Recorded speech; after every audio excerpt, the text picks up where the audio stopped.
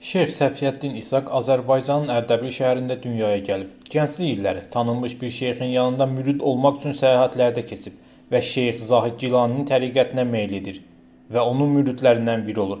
Qısa müddətdə Şeyx Zahid Gilaninin etibarını qazanan Səfiyyəddin əvvəlcə onun qızı ilə evlənir. 1301-ci ildə Gilaninin ölümündən sonra onun yerinə keçir. Şeyx Səfiyyəddinin milli mənsubiyyəti ilə bağlı müxtəlif fərziyyələr söylənsə də, əsas 4 fərqli fikir var. Bunlar onun türk, Kürd, Fars və Həzrət Əlinin soyundan olduğu fərziyyələrdir. Həzrət Əlinin soyundan gəlməsi ilə bağlı olan fərziyyə ən zəif fərziyyədir. Bu fərziyyənin təriqətin yayılmasında müsbət rol oynayacağı üçün uydurulduğu təxmin edilir. Onun və soyundan gələn insanların Azərbaycan türkçəsində danışdığı isə tarixi qaynaqlarda öz əksini tapıb. Bu da Şeyx Səfiyyəddinin Azərbaycan türkü olduğunu göstərir. Şeyx Səfiyyəddin təriqətinin lideri olduqdan sonra Səfəviyyə təriqəti bölgədə sürətlə yayılmağa başlayır. Şərqi Anadoluda tərəfdarlarının sayı durmadan artır. Monqolların, Teymurilərin hakimiyyəti illərində təriqət öz nüfuzunu qoruyub saxlaya bilir. 1447-ci ildə Şeyx Cüneydin təriqətin rəhbəri təyin edilməsi ilə təriqət artıq siyasi güc halına gəlməyə başlayır. Səfəvilərin sürətlə güclənməsi Qaraqoyunlu hökmdarı Cahan Şahı narahat etməyə başlayır. O Şeyx Cüneydi təriqətin rəhbərliyindən uzaqlaşdırır və yerinə onun əmsi Cəfəri gətirir. Bu vəziyyətlə barışmaq istəməyən Şeyx Cüneyd özünə tərəfdar toplamaq üçün Anadoluya gedir. Lakin o istədiyi dəstəyi ala bilmir. Bundan sonra özünü Həzrət Əlinin soyundan gəldiyini iddia edərək kiçik türkmən bəyliklərinin ərazilərində fəaliyyətə başlayır. Bu bəyliklər iqtisadi cəhətdən çətin vəziyyətdə olan ərazilərdə yerləşirdilər və onlara yol göstərəcək bir liderə ehtiyacları var idi. Şeyx Cüneyd bundan məharətlə istifadə edir. Sünni inancına sahib olsa da Həzrət Əlinin soyundan gəldiyini iddia edir və Şiə inancını mənimsəyir. Qısa zamanda ətrafında xeyli sayda tərəfdar toplayır. Bu Səfəvilər üçün bir dönüm nöqtəsi idi. Hərbi cəhətdən də güclənən Cüneyd Trabzon Rum İmperatorluğuna hücum edir. Şəhəri ala bilmir. Osmanlıların əraziyə ordu göndərməsindən sonra isə Diyarbakıra tərəf yönəlir. Şeyx Cüneydin güclənməsi Ağqoyunlu Uzun Həsəndə diqqətindən yayınmamışdı. Onun Qaraqoyunlularla arasında problem olduğunu bildiyi üçün Cüneydi saraya dəvət edir. Bacısı Xədicə bəyimi Şeyx Cüneydə ərə verir. Şeyx Cüneyd 1460-cı ildə Dərbəndə hücum edir. Bu zaman Qaraqoyunlu Şirvanşah birləşmiş qüvvələri onun önünü kəsir. Baş verən döyüşdə Şeyx Cüneyd öldürülür. Cüneydin ölümündən sonra onun Xədicə bəyimdən olan oğlu Şeyx Heydər dayısı Uzun Həsənin köməkliyi ilə təriqət lideri olur.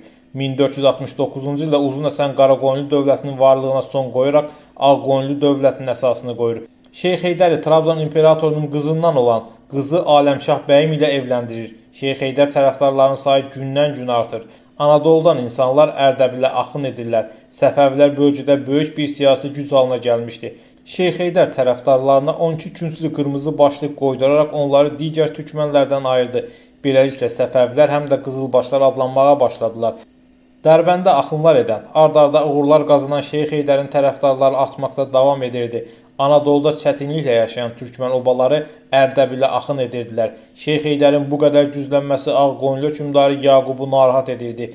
Dini təriqətlərin gücündən faydalanmağın bir qarşılığı var idi. Səfəvilər artıq Ağqoyunlular üçün bölgədə ciddi təhlükə və rəqib idilər.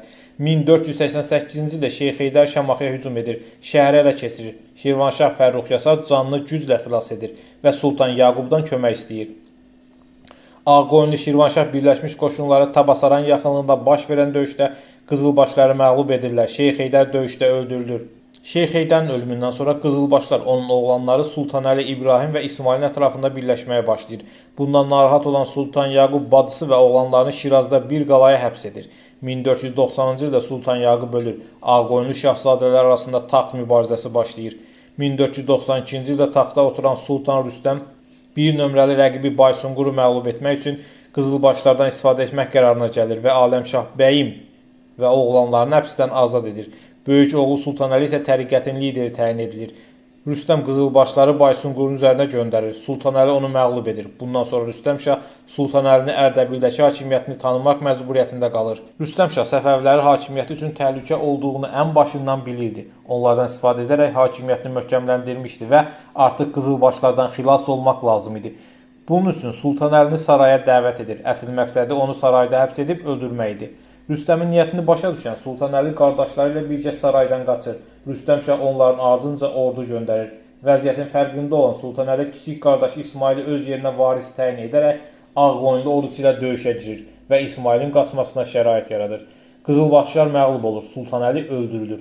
Ağqoyunlular Ərdəbilə daxil olub İsmaili axtarmağa başlayırlar. Ev axtarmaqlarına baxmayaraq 7 yaşlı İsmaili tapa bilmirlər. Gilana qaçırılan İsmail daha sonra Mirzə Əli tərəfindən Laicahanda himayə edilir. Rüstəm Şah İsmailin yerini öyrənsə də, Gödə Əhmədin Osmanlıların dəstəyi ilə Təbrizə hücum etməsi və hakimiyyət ələ keçirilməsi və 6 ay sonra onun ölümü ilə baş verən taxt mübarizəsi İsmaili xilas edir. Baş verən bu hadisələr 12 yaşlı İsmailin tarix səhnəsinə çıxmasına şərait yaradır. 1499-cu ildə 7 nəfərlə Gilandan ayrılan İsmail Ərdəbilə gəlir. Burada fəaliyyət göstərə bilməyəcəyini görən İsmail Ərzincana gedir. Şeyxlərin hərəkətə keçdiyini eşidən qızılbaşlar Ərzincana axışır. Qısa müddətdə İsmail 15 min nəfərlik bir tərəfdar qrupu qurur. Osmanlı Sultanı 2. Bəyazıdə məktub yazaraq Osmanlı ərazisindəki tərəfdarlarının Ərzincana gəlməsinə icazə verməsini istəyir. Bununla da Səfəvlərlə Osmanlılar arasında ilk mənfəət qarşıdurması başlayır. Çünki Anadolu qızılbaşlar üçün olduğu kimi Osmanlılar üçün də insan qaynağı idi. Osmanlı tabeliyində olmayan bir çox türkmənlər Şeyx İsmailin çağırışına qoşuldular. İsmailin ən böyük üstünlüyü isə dini kimliyi, bir təriqət lideri olması idi. O xalq tərəfindən adi bir sərkərdə kimi tanınmırdı. Ona dini lider, şeyx, xilaskar gözü ilə baxırdılar. İsmail ilk olaraq atası və babasının intiqamını almaq üçün Şirvana yürüş edir. 1500-cü ildə baş verən Çobanı döyüşündə İsmail qalib gəlir.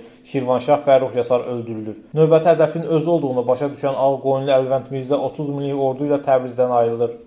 Şərur yaxınlığında İsmailin ordusu ilə qarşı-qarşıya gəlir. İsmailin 8 minlik ordusu Ağqoyunluları məğlub edir. Əlvənd Mirzə Diyarbakıra qaçır. Beləcə Təbriz yolu gənc İsmailə açılır. Beləliklə uzun bir macəranın sonunda Səfəvi dövləti qurulur.